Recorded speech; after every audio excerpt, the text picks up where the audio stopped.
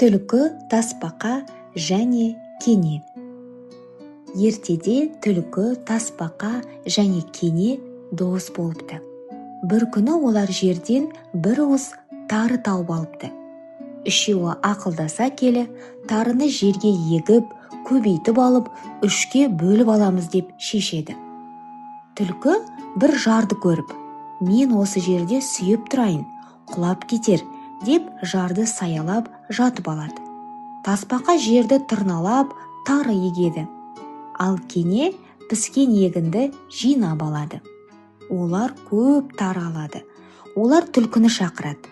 Түлкі келіп, егінді көріп, тарыны үшеуміз бөлісек қаншадан тиеді?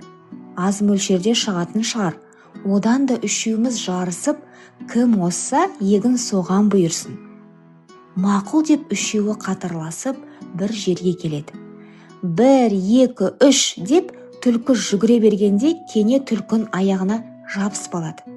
Түлкі барынша жүгіріп мәреге бірінші боп жетеді, береді кене. Екеуі дауласып жатқанда ентігіп тасбақа келеді. Әй түлкі, мен бір нәрсе көріп келдім. Жана маған 2 қара бүркіті және тазы иттер бар ат мінген 2 адам келді. Түлкі жолдасынды тауып бер деп мені қорқытты. Түлкі, мен сен туралы айтқан жоқпын. Енді олар маған сенбей осы жаққа қарай келе жатыр. Түлкі айтады, мені айта көрмеңдер деп жалынады. Түлкі, мына тарыны екеуін тең бөліп алыңдар. Мен сендерге ризамын. Аңшылар мені сұраса, білмейміз қайда кеткеніндендер деп түлкі қашып кетеді. Сөйтіп тарыны тасбақа мен кене екеуі бөліп алыпты.